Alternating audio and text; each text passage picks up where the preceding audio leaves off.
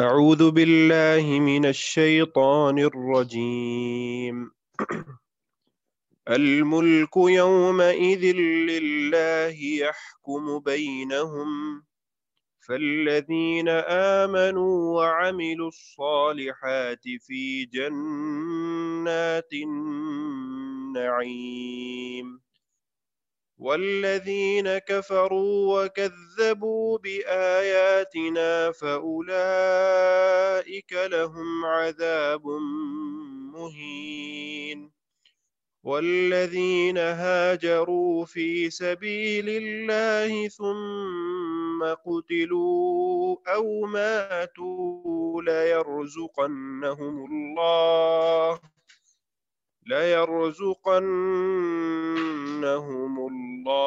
رزقا حسنا، وإن الله لهو خير الرازقين. ليدخلنهم مدخلا يرضونه،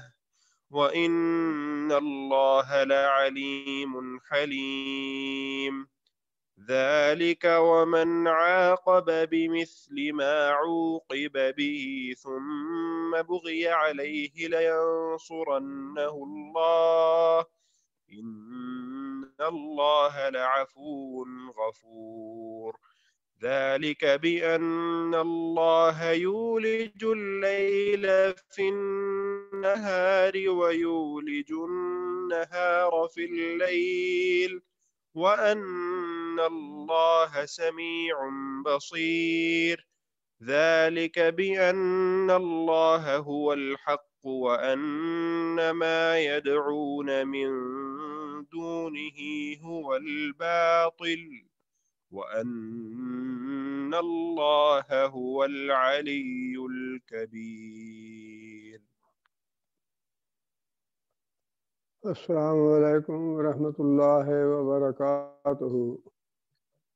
اعوذ باللہ من الشیطان الرجیم، بسم اللہ الرحمن الرحیم۔ الملک یومئذ للہ،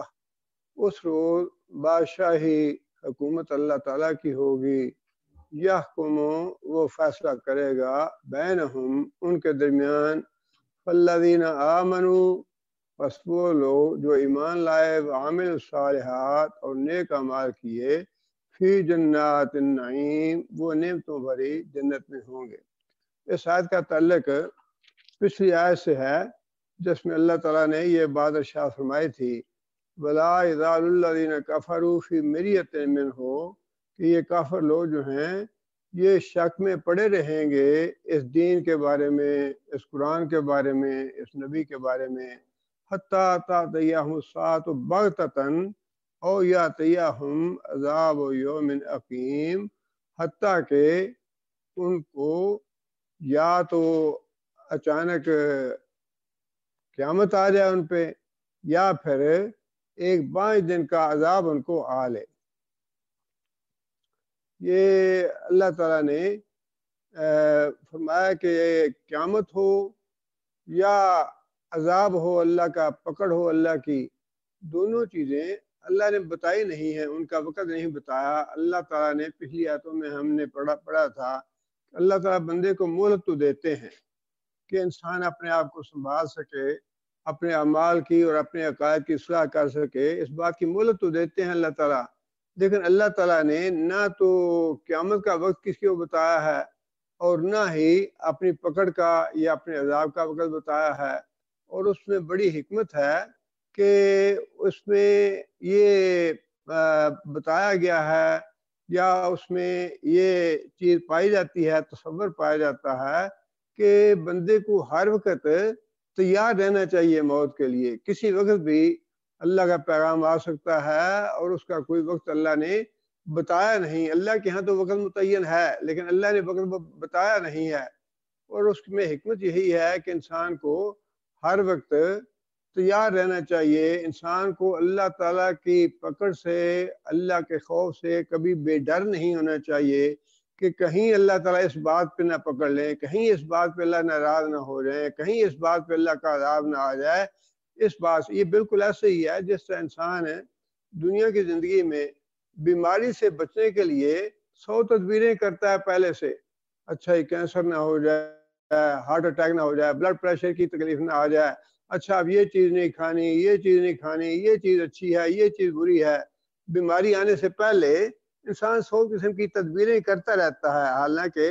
اس کو پتہ تو نہیں بیماری آئے گی یا نہیں آئے گی، یا کب آئے گی، یا کیا ہوگا کیا نہیں ہوگا. اس کے باوجود انسان تدبیر تو ضرور کرتا ہے، سوچتا رہتا ہے کہ اچھا ہی میں پانی بڑا اچھے سے اچھا پیتا ہے، اس پانی میں کوئی ایسی جراثیم نہ ہوں جو بیماری لگانے والے ہوں، یا سبزی ایسی نہ ہو، یا جو ہم کھانا کھاتے ہیں اس میں کوئی ایسی چیز نہ ہو. انسان ہر اس چیز سے بچتا ہے جس سے انسان کو یہ خطرہ ہو کہ کہیں یہ بیماری پیدا نہ کر دے. اسی طرح یہ جو موت کا وقت اللہ تعالیٰ نے نہیں بتایا، اس میں حکمت یہی ہے کہ انسان کو ہر وقت اس بات پہ خبردار رہنا چاہیے اور اس بات کے توجہ رہنی چاہیے کہ کہیں میری موت کا وقت نہ آ گیا ہو. اور پھر نبی صلی اللہ علیہ وسلم نے تو بہت سی باتیں اس بارے میں ارشاد فرمائیں. اور نبی صلی اللہ علیہ وسلم کا اپنا معاملہ ایسا تھا کہ نبی صلی اللہ علیہ وسلم کے ساتھ صحابی تھے، اور نبی صلی اللہ علیہ وسلم رفع حاجت سے فارغ ہوئے تو وہیں نبی صلی اللہ علیہ وسلم نے تیمم کر لیا. حضرت انس ساتھ تھے. حضرت انس نے عرض کی یا رسول اللہ یہ پانی ہے میرے پاس، آپ نے فوراً تیمم کر لیا ہے. تو نبی صلی اللہ علیہ وسلم نے فرمایا کہ کیا تمہیں پتہ ہے کہ اللہ تعالیٰ مجھے مہلت دے گا پانی تک پہنچنے کی. یعنی اس طرح کی تعلیم دی ہے اللہ اور اللہ کے رسول نے کہ انسان کو ہر وقت اس معاملے میں اپنے آپ کو سنبھال کے رکھنا چاہیے اور اپنے اعمال کی اصلاح کرتے رہنا چاہیے، توبہ استغفار کرتے رہنا چاہیے. کہیں ایسا نہ ہو کہ میری موت کا وقت آ چکا ہو. لیکن اللہ فرماتے ہیں جو کافر ہیں نا ان کا معاملہ یہ ہے کہ وہ اس قرآن کے بارے میں شک میں پڑے رہیں گے، یا نبی صلی اللہ علیہ وسلم کی ذات کے بارے میں جس طرح وہ مذاق اڑاتے تھے، تمسخر کرتے تھے کہ یہ پیغمبر جو ہے وہ جھوٹا ہے معاذ اللہ، شاعر ہے، مجنون ہے معاذ اللہ. تو اس کے بارے میں فرمایا کہ ان لوگوں کا حال تو یہ ہے کافروں کا کہ قیامت آ جائے یا پھر اللہ کی پکڑ آ جائے، لیکن یہ مانیں گے نہیں، ایمان نہیں لائیں گے. اچھا پھر اسی حوالے سے اللہ تعالیٰ نے اگلی بات ارشاد فرمائی الملک یوم للہ، کہ اس روز یہ جس روز پکڑ آنی ہے یا جس روز قیامت آنی ہے، دونوں باتیں ہیں. جو اختیار ہے وہ صرف اللہ کے ہاتھ میں ہے، بادشاہی جو ہے وہ اللہ تعالیٰ کے ہاتھ میں ہے. نبی صلی اللہ علیہ وسلم نے قیامت کے بارے میں ایک بات تو یہ ارشاد فرمائی ہے کہ قیامت جو ہے یہ جمعے کے دن آئے گی. نبی صلی اللہ علیہ وسلم نے جمعے کے دن کی بتائی ہے، اور یہ فضیلت جو ہے یہ اس لیے ہے کہ جمعہ جو ہے یہ مختص ہے عبادت کے لیے. خاص طور پر جمعے کی نماز تک کا وقت جو ہے، جمعے کی نماز کے بعد تو پھر اللہ تعالیٰ نے خود رخصت دے دی. فَإِذَا قُضِيَتِ الصَّلَاةُ فَانتَشِرُوا فِي الْأَرْضِ، نماز سے جب فارغ ہو جاؤ تو پھر زمین میں تلاش کرو، اپنا رزق جا کے کاروبار کرو، ملازمت کرو، جو بھی کرنی ہے کرو. لیکن جمعے کی نماز تک کا وقت جو ہے یہ ساری فضیلت جمعے کی اس لیے ہے کہ اس کو خاص کیا گیا ہے عبادت کے لیے، سونے کے لیے نہیں ہے. یہ جس دن چھٹی ہے اس دن اچھا خوب جی لگا کے سوئیں اور سارا وقت جو ہے وہ سونے میں برباد کر دیں. یہ فضیلت اس لیے نہیں ہے، فضیلت اس لیے ہے کہ اس دن قرآن بھی کی زیادہ تلاوت کی جائے، اللہ زیادہ سے زیادہ نوافل ادا کیے جائیں، زیادہ سے زیادہ اذکار کیے جائیں، توبہ استغفار کی جائے، اس لیے فضیلت اس کی. اور اس کے علاوہ بھی نبی صلی اللہ علیہ وسلم نے یہ بات ارشاد فرمائی کہ یہ جمعہ ہے یہ سید الایام ہے، سارے دنوں کا سردار ہے. عید الاضحیٰ سے اور عید الفطر سے بھی زیادہ فضیلت والا ہے یہ دن. فرمایا کہ جمعے کے دن ہی آدم علیہ السلام کی پیدائش ہوئی، جمعے کے دن ہی آدم علیہ السلام کی توبہ قبول ہوئی، جمعے کے دن ہی آدم علیہ السلام کی وفات ہوگی. اور پھر جمعے کے دن ایک ایسی گھڑی ہے قبولیت والی کہ اگر انسان وہ پا لے تو جو بھی دعا مانگے گا اس کی وہ دعا قبول ہوگی. اور پھر یہ سارے فضائل جو ہیں یہ قیامت جو ہے وہ جمعے کے دن قائم ہوگی. یہ ساری فضیلت جو ہے وہ جمعے کے دن کے لیے ہے. اتنی بات تو نبی صلی اللہ علیہ وسلم نے قیامت کے بارے میں بتلا دی.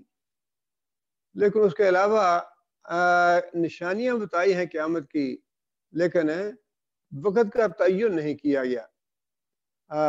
یہ جو بات ارشاد فرمائی الملک یومئذ للہ، کہ اس دن اختیار اور حکومت صرف اللہ کے لیے ہوگا۔ حالانکہ حکومت اور اختیار تو آج بھی اللہ کے ہاتھ میں ہے، بہت سی چیزوں میں انسان بے باس ہے، بس صرف چند ایک باتیں ہیں جن میں انسان کو اللہ نے اختیار دیا ہے۔ انسان کی نہ تو پیدائش اپنے ہاتھ میں ہے، نہ انسان کی موت اپنے ہاتھ میں ہے، نہ صحت اور بیماری انسان کے اپنے ہاتھ میں ہے، نہ انسان کا کسی کالا ہونا یا سرخ ہونا یا سفید ہونا یا سعودی عرب میں پیدا ہونا یا پاکستان میں پیدا ہونا۔ یہ سارے معاملات جو ہیں ان میں اختیار تو اللہ کے پاس ہے، انسان کے اختیار تو کچھ بھی نہیں ہے۔ انسان کے اختیار میں بس صرف اللہ نے تھوڑی سی چیز دی ہے کہ تم ارادہ کر لو اور اس کے لیے کوشش کر لو، یہ ہے انسان کے بس میں۔ اب وہ کیا ارادہ کرتا ہے، ہدایت کا نیکی کا راستہ بھی اللہ نے بتا دیا اور برائی کا راستہ بھی اس کے سامنے کھلا ہے۔ اب یہ انسان کے اپنے نصیب کی بات ہے کہ وہ کون سا راستہ اختیار کرتا ہے۔ لیکن یہ جو تھوڑا سا اختیار دیا ہے دنیا میں اللہ نے، اسی میں اس کا امتحان ہے۔ لیکن قیامت کے بارے میں یہ جو بات ارشاد فرمائی نا کہ ایک مکمل اختیار، اس میں دراصل نفی ہے کافروں کے یا جو مشرک ہیں وہ اپنے معبودوں کے بارے میں یہ توقع رکھتے تھے کہ وہ ہماری سفارش کریں گے، اللہ سے بخشوا لیں گے، اور وہ خود جو اعمال ہیں وہ ان سے بے عملی کی زندگی بسر کرتے ہیں۔ اور یہی معاملہ جو ہے یہ آج کل بھی ہے، لوگ جو ہے وہ توکل کرتے ہیں یا اعتماد کرتے ہیں کہ ہم نے حضرت صاحب کی بیعت کر لی ہے، یا یہ ہمارے بزرگ ہماری سفارش کر دیں گے، ہمیں بخشوا لیں گے۔ اس چیز کی اللہ تعالیٰ نے نفی فرما دی کہ اس دن کوئی اللہ تعالیٰ کو سے سفارش اپنی مرضی سے نہیں کر سکے گا۔ یوم یقوم الروح والملائکۃ صفا لا یتکلمون الا من اذن له الرحمن وقال صوابا۔ وہ دن ہے کہ جس دن فرشتے بھی اور فرشتوں کا سردار جبرائیل بھی اور ساری مخلوق جو ہے وہ اللہ کے حضور صف در صف کھڑی ہوگی، اور کسی کی مجال نہیں ہوگی کہ وہ اپنی مرضی سے اللہ کی بارگاہ میں کوئی سفارش کر سکے۔ انبیاء کی جو سفارش ہوگی وہ بھی اللہ کی مرضی سے ہوگی، رسول اکرم صلی اللہ علیہ وسلم جو سفارش کریں گے وہ بھی اللہ تعالیٰ کی مرضی سے سفارش ہوگی۔ اور پھر حدیث میں بھی نبی صلی اللہ علیہ وسلم نے یہ بات ارشاد فرمائی کہ جب سور پھونکا جائے گا اور ساری مخلوق ہلاک ہو جائے گی تو اس کے بعد پھر طویل عرصہ گزر جائے گا، اور اللہ تعالیٰ یہ بات ارشاد فرمائیں گے کہ این الجبارون این المتکبرون۔ مطلب یہ ہے کہ دنیا میں جو اپنے آپ کو شہنشاہ کہلواتے ہیں، بادشاہ کہلواتے ہیں، اور اپنے اختیارات کا غلط استعمال کرتے ہیں، اللہ کے نافرمانی کرتے ہیں اور سرکش بنے ہوئے ہیں، اللہ تعالیٰ ان کو یہ بات یاد دلائیں گے کہ تم دنیا میں سرکش بنے ہوئے تھے، جبار بنے ہوئے تھے، نافرمان بنے ہوئے تھے، اب بتاؤ کہ تمہارے وہ اختیارات، تمہاری حکومتیں، تمہارے اقتدار، وہ سارا کہاں گیا؟ اس روز نبی صلی اللہ علیہ وسلم فرمایا کہ طویل مدت گزر جائے گی اللہ تعالیٰ کے اس فرمان کو کہ این الجبارون این القہارون، اور پھر اللہ تعالیٰ خود ہی اس کا جواب دیں گے ان الملک، کہ میں ہوں بادشاہ، لمن الملک اليوم، آج بتاؤ کہ بادشاہی جو ہے وہ کس کی ہے۔ اب یہ جو دنیا میں بادشاہ بنے ہوئے ہیں یہ متاع غرور ہے، بالکل انسان کو دھوکہ لگا ہوا ہے کہ جی فلاں بڑا با اختیار ہے۔ کوئی بھی اس دنیا میں با اختیار نہیں ہے، بڑی سے بڑی حکومت کا جو سربراہ ہے وہ بھی بے اختیار ہے۔ وہ جو چاہتا ہے انسان، چھوٹے سے چھوٹے انسان سے لے کر بڑے سے بڑے انسان تک، خواہ اس کے کتنے وسائل ہوں، کتنے اس کا اقتدار ہو، کتنے اس کے پاس منصب ہوں، کتنے اس کے پاس وسائل اور ٹیکنالوجی ہوں، لیکن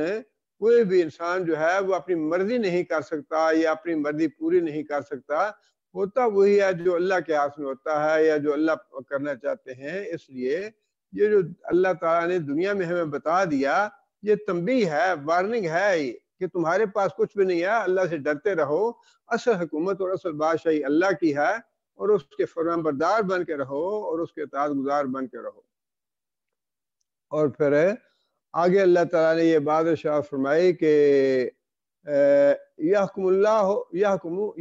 بینہم، اللہ تعالیٰ قیامت کے دن دونوں گروہوں کے درمیان فیصلہ کرے گا، کافروں کے درمیان بھی۔ اب یہ ہے کہ کافر جو ہیں خاص طور پہ اہل کتاب جو ہیں یہود و نصارہ،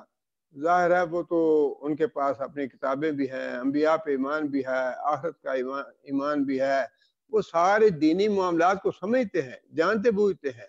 اور جو رسالت کا معاملہ تھا اسے بھی واقف تھے، لیکن انہوں نے محض ضد کی وجہ سے رسول اکرم صلی اللہ علیہ وسلم پہ ایمان نہیں لائے۔ اس لیے اللہ تعالیٰ جو ہے قیامت کے دن فیصلہ کر دیں گے کہ ان دونوں گروہوں میں سے کون حق پہ تھا اور کون ناحق پہ تھا، باطل پہ کون تھا، سچ پہ کون تھا۔ آگے فرمایا کہ دو گروہ ہیں، ان دونوں گروہوں میں سے ان کے انجام بھی مختلف ہوں گے، ان کے عقائد بھی مختلف ہیں، ان کے سارے معاملات مختلف ہیں اور ان کے انجام بھی مختلف ہوں گے۔ فرمایا کہ فالذین آمنوا وعملوا الصالحات فی جنات النعیم۔ یہاں پہ بڑے اختصار کے ساتھ اللہ تعالیٰ نے یہ بات فرمائی کہ دو چیزیں ہیں امپورٹنٹ، ایک ایمان اور ایک اعمال صالح، اور ان دونوں میں سے بھی ایمان جو ہے وہ زیادہ امپورٹنٹ ہے۔ ایمان کے بغیر نیک اعمال کسی کام کے نہیں ہیں۔ ایمان کے بغیر اگر کوئی نیک اعمال کرے، بے شک کوئی لنگر لگاتا ہے، یتیموں کی وہ پرورش کرتا ہے، بیواؤں کی مدد کرتا ہے، بڑے نیک اعمال کرتا ہے، اور مسجد بناتا ہے یا اور کام کرتا ہے، اسپتال بنواتا ہے، تعلیمی ادارے بنواتا ہے، یہ سارے کام ہیں تو نیکی کے، لیکن ان کا اجر اور ثواب تبھی ہوگا جب وہ اللہ اور اللہ کے رسول پہ ایمان لایا ہے۔ اور نبی صلی اللہ علیہ وسلم کی حیات طیبہ میں بھی کئی لوگ ایسے تھے کہ جن کے بارے میں لوگوں نے پوچھا نبی صلی اللہ علیہ وسلم سے۔ حاتم طائی کا جو بیٹا تھا وہ جب ایمان لائے، انہوں نے پوچھا اپنے باپ کے بارے میں کہ یا رسول اللہ بڑے نیک عمل کرتا تھا، بڑی صلہ رحمی والا تھا، تو کیا اس کے لیے ہے کچھ؟ فرمایا کہ جو کچھ اس نے چاہا تھا، جو اس کی نیت تھی شہرت کی، مشہوری کی، ناموری کی کہ میرا نام لوگ نے، وہ اس کو مل جائے گی۔ اور وہ ناموری جو ہے وہ آج تک مشہور ہے کہ حاتم طائی بڑا صحیح تھا، لیکن اس کے لیے اجر و ثواب نہیں ہے۔ اسی طرح ابن جدعان تھا نبی صلی اللہ علیہ وسلم کے زمانے میں، اس کے بارے میں بھی حضرت عائشہ رضی اللہ تعالیٰ نے پوچھا یا رسول اللہ بڑی صلہ رحمی کرتا تھا، بڑی مہمان نوازی کرتا تھا، بڑے نیک اعمال کرتا تھا، تو کیا اس کے لیے بھی ہے؟ تو نبی صلی اللہ علیہ وسلم نے فرمایا کہ اس نے ایک دن بھی یہ نہیں کہا کہ میں اللہ پہ ایمان لاتا ہوں اور آخرت پہ ایمان لاتا ہوں، لہذا اس کے لیے کوئی اجر و ثواب نہیں ہے۔ جس کا مطلب یہ ہے ایمان جو ہے یہ بڑی اہم چیز ہے۔ دیکھیں نا، ایمان لانے سے جو غیر تھے وہ نبی صلی اللہ علیہ وسلم کے اپنے بن گئے۔ حضرت سلمان فارسی جو تھے وہ ایران کے رہنے والے تھے، اور بڑا تجسس کیا، بڑی مشقت کی، بڑی محنت کی نبی صلی اللہ علیہ وسلم تک پہنچنے کے لیے، اور اللہ تعالیٰ نے ان کا ارادہ پورا کر دیا، وہ پہنچ گیا نبی صلی اللہ علیہ وسلم کے پاس۔ کوئی تعلق نہیں تھا، نہ رشتہ داری تھی، نہ قرابت داری تھی، نہ گاؤں ایک تھا، نہ ملک ایک تھا، نہ زبان ایک تھی۔ حضرت سلمان کی زبان فارسی تھی، نبی صلی اللہ علیہ وسلم کی زبان عربی تھی، لیکن اس کے باوجود نبی صلی اللہ علیہ وسلم نے یہ بات ارشاد فرمائی کہ سلمان جو ہے وہ تمہارے اہل بیت سے ہے، وہ ہمارے گھر والوں میں سے ہے۔ ایمان لانے کے بعد وہ اپنے گھر والا بن گیا، اور جو ابو طالب تھا اپنے گھر والا، جس نے بڑی نبی صلی اللہ علیہ وسلم کی خدمت بھی کی، بڑا تعاون کیا، بڑی مدد کی دین کے معاملے میں، لیکن اس کے باوجود ایمان نہ لانے کی وجہ سے وہ جہنم میں چلا جائے گا۔ یہ بڑی واضح حدیث ہے مسلم شریف کی اور دوسری کتابوں میں بھی۔ اس لیے بڑی اہم بات یہ ہے کہ اپنا عقیدہ اور اپنا ایمان یہ صاف رکھیں۔ ایک تو یہ ہے کہ شرک نہ کیا جائے، اور دوسری بڑی اہم بات جو آج بڑی عام ہو رہی ہے اور بہت ہی یہ فتنے والی اور بہت ہی تکلیف دہ بات ہے کہ صحابہ کرام کے بارے میں لوگوں نے مختلف اعتراضات اور تنقید اور ان کے ایمان کے بارے میں نقص نکالنے شروع کر دیے ہیں، معاذ اللہ۔ یہ اپنے ایمان کو تباہ و برباد کرنے والی بات ہے۔ پہلی بات تو یہ ہے کہ ہمارے اعمال یا ہمارا ایمان پہلے ہی کتنا ہے، اور پھر دوسرا ایسے منفی کام کر کے، منفی باتیں کر کے، اور خدا خاصہ صحابہ کرام کے بارے میں اس طرح کی باتیں کر کے اپنے ایمان کو برباد نہیں کرنا چاہیے، اس لیے کہ ایمان ہی انسان کی نجات کا ذریعہ ہے۔ اس کے بعد جو اعمال کا معاملہ ہے، مطلوب ہے نیک اعمال انسان کی کوشش کی حد تک، لیکن انسان خواہ کتنی بھی کوشش کر لے، اعمال میں کمی بیشی جو ہے وہ تو ہر آدمی سے ہو جاتی ہے۔ حضرت ابوبکر صدیق رضی اللہ تعالیٰ عنہ تھے، وہ بھی یہی کہتے تھے کہ کاش میں ایک تنکا ہوتا جسے کاٹ دیا جاتا۔ صحابہ کرام بھی یہی کہ مجھ سے حساب نہ لیا جائے۔ حضرت عمر رضی اللہ تعالیٰ عنہ جیسا صحابی جو ہے وہ بھی یہی چاہتا تھا کہ میں برابر چھوٹ جاؤں، نہ میں اپنے جو نیک اعمال ہیں ان کی جزا چاہتا ہوں، اور نہ میں اپنے گناہ، اللہ تعالیٰ میرے گناہ بھی معاف کر دے تو میرے لیے یہی بڑی بات ہے۔ اعمال کا معاملہ تو ایسا ہے، لیکن ایمان کا معاملہ ایسا نہیں ہے۔ ایمان کے معاملے تو بالکل جب تک کھرا ایمان نہیں ہوگا، خالص اللہ پہ ایمان، کسی میں اس کو شریک نہ کیا جائے، جو وہ ایمان اللہ کے ہاں قابل قبول ہوگا۔ اعمال کی جو کمی بیشی ہے اس کے بارے میں اللہ سے توبہ استغفار کرنی چاہیے، اور وہ انشاءاللہ اللہ تعالیٰ معاف کرنے والے ہیں۔ آگے پھر اللہ تعالیٰ نے فرمایا کہ یہ گروہ جو ہے جنات النعیم، نعمتوں بھری جنت میں ہوگا۔ اب یہ اللہ تعالیٰ نے بار بار ذکر فرمایا جنت اور جہنم کا، قرآن مجید میں بار بار جنت کا اور جہنم کا۔ انسان کی طبیعت جو ہے نا اس میں دونوں چیزیں پائی جاتی ہیں۔ انسان کی طبیعت میں لالچ اور طمع بھی ہے، اور انسان جو ہے وہ بعض اوقات طمع اور لالچ دینے سے بھی سیدھی راہ پہ نہیں آتا، بلکہ خوف اور ڈر کی وجہ سے انسان سیدھی راہ پہ آتا ہے۔ دونوں طریقے اللہ تعالیٰ نے ترغیب اور ترہیب کے استعمال فرمائے ہیں کہ لوگ جو ہیں دونوں چیزوں سے متاثر ہوں، دونوں چیزوں کو قبول کریں، جنت کی نعمتوں کے حصول کی جد و جہد بھی کریں، اور پھر جو نعمتیں بتائی ہیں بعض اوقات تو اختصار کے ساتھ اللہ تعالیٰ نے فرما دیا کہ جنات النعیم کہ نعمتوں بھری جنت، اور بعض جگہ پہ اللہ تعالیٰ نے ان کی تفصیل بھی بتائی ہے۔ اللہ کے رسول نے فرمایا کہ جنت کی نعمتیں ایسی ہیں جو تمہارے تصور میں نہیں آ سکتی، جن کے بارے میں تم سوچ نہیں سکتے۔ اور خود قرآن مجید میں بھی اللہ تعالیٰ نے یہ بات ارشاد فرمائی فَلَا تَعْلَمُ نَفْسٌ مَا أُخْفِيَ لَهُم مِّن قُرَّةِ أَعْيُنٍ، کہ جو کچھ بھی جنت میں اللہ تعالیٰ نے مومنوں کے لیے مخفی کر رکھا ہے، پوشیدہ کر رکھا ہے، جس کو اللہ تعالیٰ نے ظاہر نہیں کیا دنیا میں، فرمایا کہ وہ ایسی چیز ہے کہ اہل ایمان کی آنکھیں ٹھنڈی ہو جائیں گی اس سے۔ نبی صلی اللہ علیہ وسلم نے مختلف احادیث میں ان کی وضاحت فرمائی ہے، جن کو انسان کو ذہن نشین رکھنی چاہیے۔ انسان کی خواہش ہوتی ہے، آرزو ہوتی ہے کہ میں زیادہ سے زیادہ بہتر سے بہتر چیز حاصل کروں، جنت سے بہتر اور کوئی چیز نہیں ہے۔ فرمایا کہ جنت کی جو خوشبو ہے وہ 40 سال کی مسافت سے آتی ہے۔ اسے آپ انداز لگائیں، ایک کمرے میں اے سی لگا ہو اور باہر شدید گرمی ہو، آپ دروازہ کھولیں، دروازہ کھولتے ہی پتہ چل جائے گا، بلکہ دروازے قریب آتے ہی انسان کو احساس ہو جاتا ہے کہ اس کمرے میں اے سی لگا ہوا ہے۔ تو یہی معاملہ جنت کا فرمایا کہ 40 سال کی مسافت سے اس کی خوشبو آئے گی۔ اور فرمایا کہ جس آدمی نے دنیا میں بڑی تکلیف دیکھی ہوگی، بڑی مشقت اٹھائی ہوگی، بڑے مصائب و آلام سے دوچار ہوا ہوگا، اس کے لیے اللہ تعالیٰ نے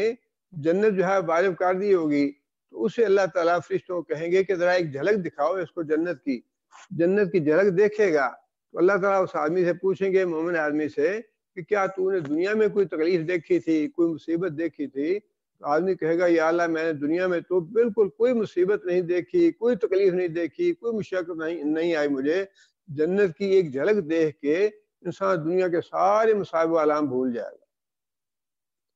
اور پھر اسی طرح نبی صلی اللہ علیہ وسلم نے یہ بات بھی ارشاد فرمائی کہ جنت کی جو اشیاء ہیں ان میں سے اگر ناخن کے برابر کوئی چیز اس دنیا میں ظاہر کر دی جائے، ناخن کے برابر،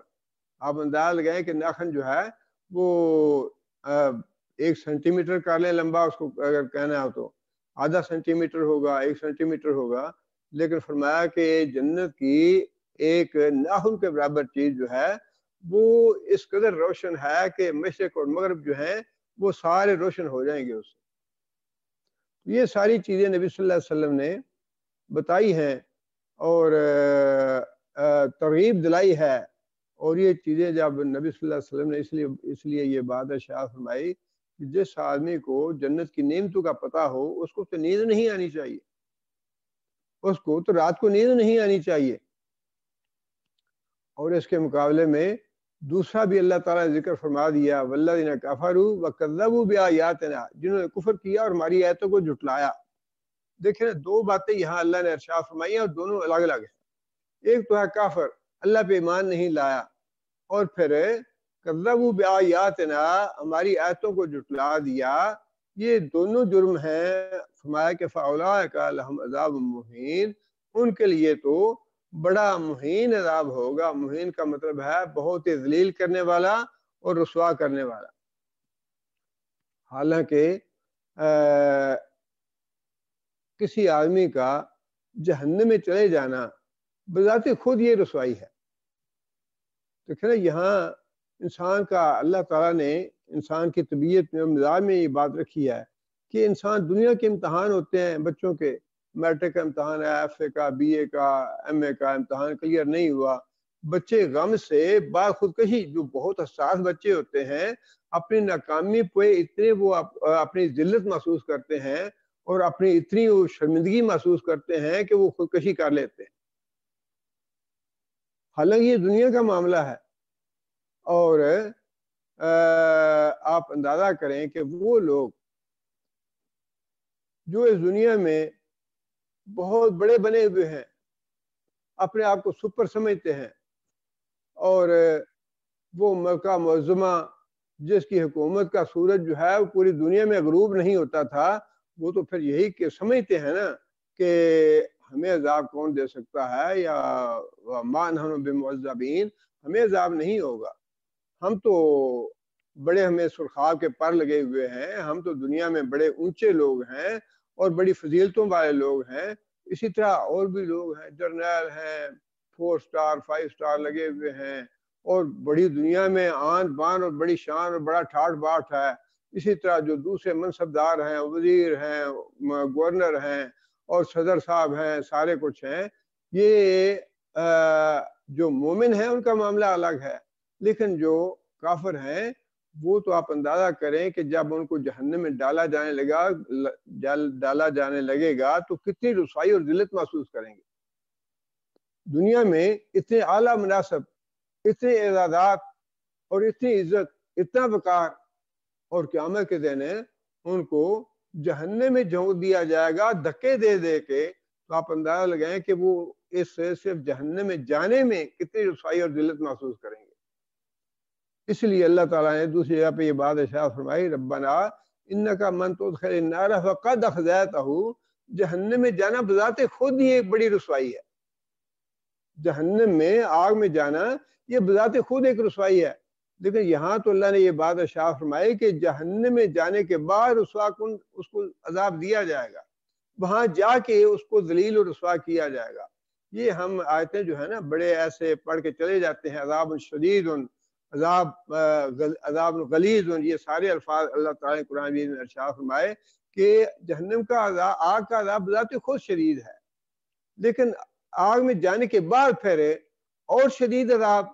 وہ تو اب اللہ بہتر جانتے ہیں کہ کتنا اللہ تعالیٰ اپنی قوت اور اپنی طاقت کے مطابق ہی اس کو سخت عذاب دیں گے۔ جس طرح وہ جو ولید بن مغیرہ تھا جس نے کہا تھا کہ نبی صلی اللہ علیہ وسلم ما ہوا بقول ان ھذا الا قول البشر، یہ تو نبی صلی اللہ علیہ وسلم کی اپنی بنائی ہوئی باتیں ہیں۔ اللہ تعالیٰ نے فرمایا کہ سأرہقہ صعودا، کہ میں اس کو پہاڑ سعود پہ چڑھاؤں گا، جس کی چڑھائی جو ہے بالکل 90 ڈگری کے زاویے پہ ہے، بالکل سیدھا پہاڑ ہے، اور اس پہ بڑی مشقت کے ساتھ اس کو مار مار کے فرشتے چڑھائیں گے، اور پھر اس کو اتاریں گے، پھر چڑھائیں گے، پھر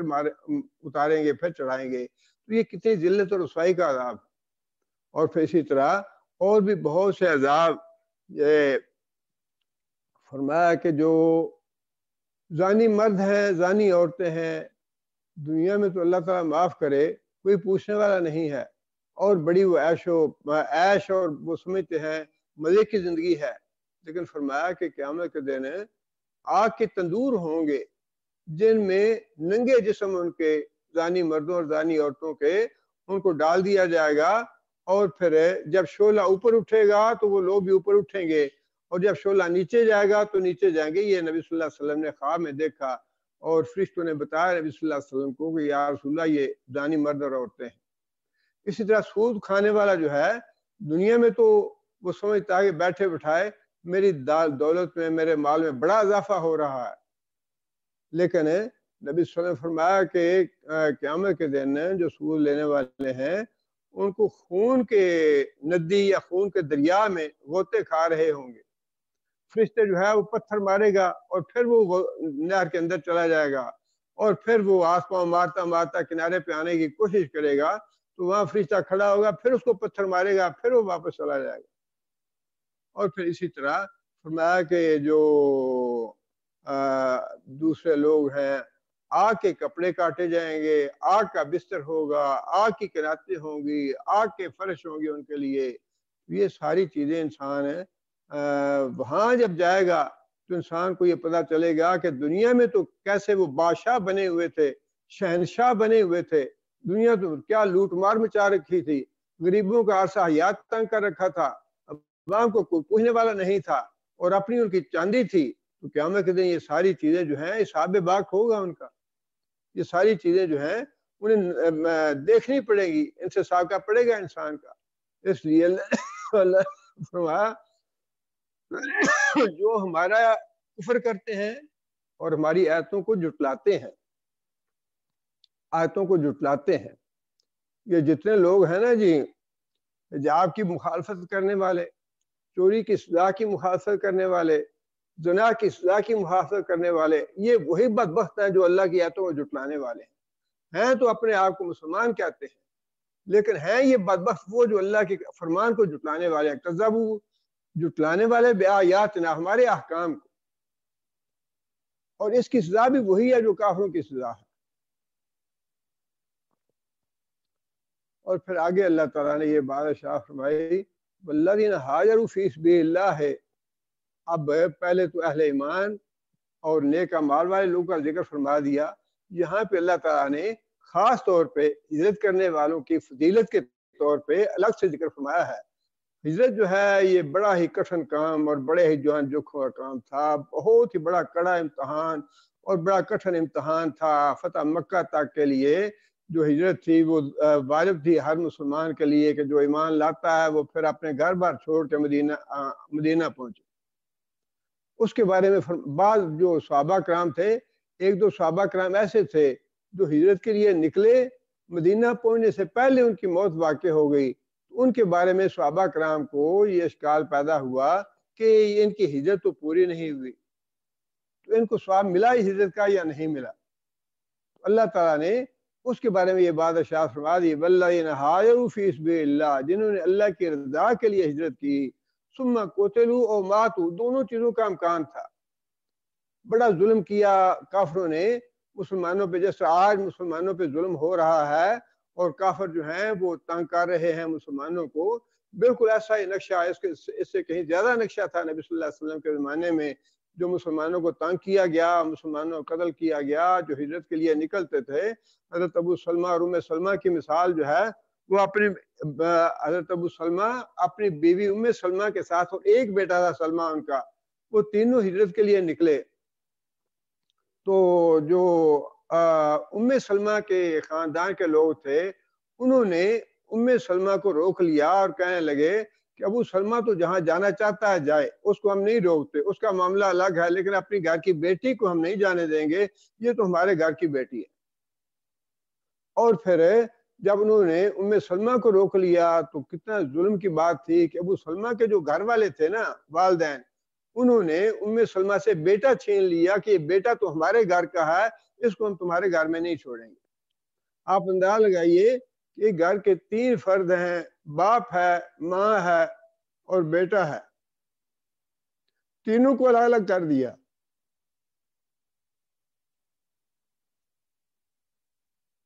اس لیے کہ ہجرت کر کے نہ جائیں یہ۔ ابو سلمہ ہجرت کر کے چلے گیا اور ام سلمہ جو تھی وہ پیچھے رہ گئی مکہ میں، اور روزانہ وہ گھر سے نکلتی وہی غم اور رنج اور پریشانی، اور اس مقام پہ آتی جہاں پہ کفار نے روک لیا تھا، وہاں بیٹھی رہتی اور سوچتی رہتی، پریشان ہوتی، پھر گھر واپس چلی جاتی۔ تو پھر سال بھر کے بعد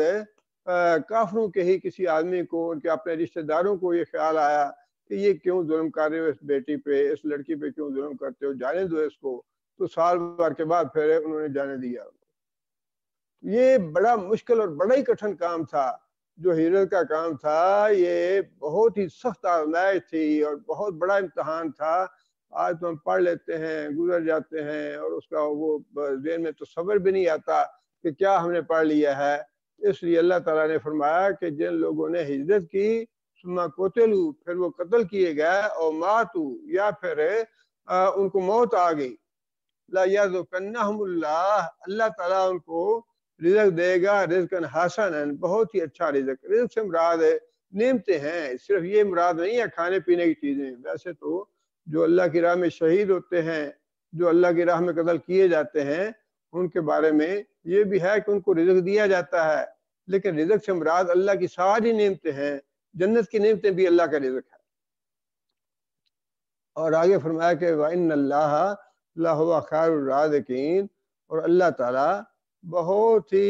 بہتر رازق ہے۔ مطلب یہ ہے کہ اللہ تعالیٰ کے پاس نعمتوں کی کمی نہیں ہے۔ اگر دنیا میں کوئی انسان مشقت اٹھاتا ہے دین کے لیے، کوئی آزمائش جھیلتا ہے، یا دین کے لیے کوئی مصیبت اٹھاتا ہے، تو اللہ تعالیٰ اس کو اپنی نعمتوں سے محروم نہیں کرتے، اس کو نعمتیں دینے سے کثر نہیں چھوڑتے۔ اور دوسری بات جو اس آیت سے معلوم ہوتی ہے وہ یہ ہے کہ اللہ نے فرمایا کہ جو آدمی ہجرت کے لیے نکلا اور پھر وہ ہجرت پوری نہ کر سکا، راستے میں اس کو موت آ گئی، اس کا ثواب اللہ کے ذمے ہے، ثواب اس کا کم نہیں کیا جائے گا، ثواب اللہ دے گا اس کو۔ اس سے یہ پتہ چلتا ہے کہ جب انسان اللہ کے دین کے لیے کوئی منصوبہ بناتا ہے، اللہ کے دین کے لیے کی خدمت کے لیے کوئی نیت کر لیتا ہے، ارادہ کر لیتا ہے، اب وہ اس کو پورا کر پائے یا نہ کر پائے، اللہ اس کو ثواب دے دیتے ہیں۔ اللہ تو انسان کی نیت کو دیکھتا ہے کہ انسان کی نیت کیا ہے، باقی اللہ کے دین کے لیے کوئی مصیبت اٹھانا چاہتا ہے یا مشقت اٹھانا چاہتا ہے یا نہیں۔ اور جو آدمی اس بات کا ارادہ کر لے، اللہ، وہ بڑا معروف واقعہ ہے، جس آدمی 99 قتل کیے تھے پھر اور قتل کر دیا، اس کو جس عالم نے بتایا کہ تم نیک لوگوں کی بستی میں چلے جاؤ، گناہ گاروں کی بستی کو چھوڑ دو، وہ نیک لوگوں کی بستی تک پہنچا تو نہیں تھا، لیکن نبی صلی اللہ علیہ وسلم نے فرمایا کہ وہ اس کا نکلنا جو تھا، اس کی نیک نیتی اور اس کا نیک ارادہ، وہی اللہ نے قبول کر کے اس کو معاف کر دیا، اس کے گناہ معاف کر دیے۔ اس لیے دین کے معاملے میں، دین کے کام کے معاملے میں انسان جو بھی ارادہ کرتا ہے اور جو بھی نیت کرتا ہے، اللہ تعالیٰ کے ہاں اس کا اجر و ثواب اس کو مل جاتا ہے، خواہ وہ پھر اس اپنے منصوبے کو پورا کر پائے یا نہ کر پائے۔ اگر پورا کر پائے تو الحمدللہ یہ اللہ کا فضل ہے، اللہ کا احسان ہے، لیکن اگر نہ پورا کر پائے تب بھی اس کا اجر اور ثواب جو ہے وہ اللہ کے ہاں ہے۔ آگے پھر اللہ فرماتے ہیں لا يدخلنہم مدخلا، ہم اس کو، ان لوگوں کو جو ہجرت کرنے والے ہیں، ایمان لانے والے، نیک اعمال کرنے والے، ان کو ایسی جگہ پہ داخل کریں گے یرضونہ، جہاں پہ وہ راضی ہو جائیں گے، مراد ہے جنت، نعمتوں بھری جنت۔ وَإِنَّ اللَّهَ لَعَلِيمٌ حَلِيمٌ، اور اللہ تعالیٰ خوب جانتے ہیں اور خوب حوصلے والے ہیں۔ مطلب یہ ہے کہ جو نکلا ہے ہجرت کے لیے، وہ نبی صلی اللہ علیہ وسلم نے بھی ہجرت کے بارے میں یہ بات ارشاد فرمائے نا کہ جو آدمی جس نیت کے لیے ہجرت کرتا ہے اس کو اسی طرح کا اس کو ثواب مل جاتا ہے۔ جس نے اللہ اور اللہ کی رضا کے لیے ہجرت کی وہ ہجرت کا ثواب پائے گا، اور جس نے کسی اور مقصد کے لیے کی اس کو اس کا اور جو اس کی نیت ہوگی اس کے مطابق۔ اس لیے جتنے بھی ہم نیک اعمال کرتے ہیں، اللہ تعالیٰ ان کی ہمارے نیک جو ارادے ہیں، ہماری نیتیں ہیں، ان سے خوب واقف ہیں۔ اور پھر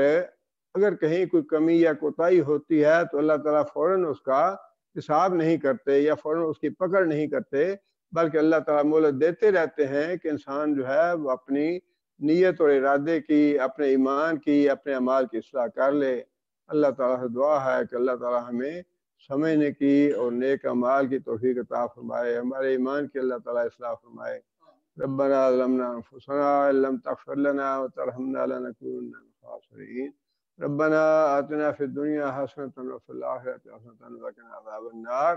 ربنا هب لنا من أزواجنا وذرياتنا قرة أعين واجعلنا للمتقين إماما۔ ربنا اصرف عنا عذاب جهنم إن عذابها كان غراما إنها ساءت مستقرا ومقاما۔ اللهم أيد الإسلام والمسلمين، اللهم أعز الإسلام والمسلمين، اللهم أذل الشرك والمشركين، اللهم دمر أعداء الدين، اللهم نور قلوبنا بنور الإيمان، اللهم ثبتنا على الإسلام، اللهم اغفر لجميع المؤمنين والمؤمنات الأحياء منهم والأموات۔ ربنا تقبل منا إنك أنت السميع العليم وتب علينا إنك أنت التواب الرحيم۔ سبحان ربك رب العزة عما يصفون وسلام على المرسلين والحمد لله رب العالمين۔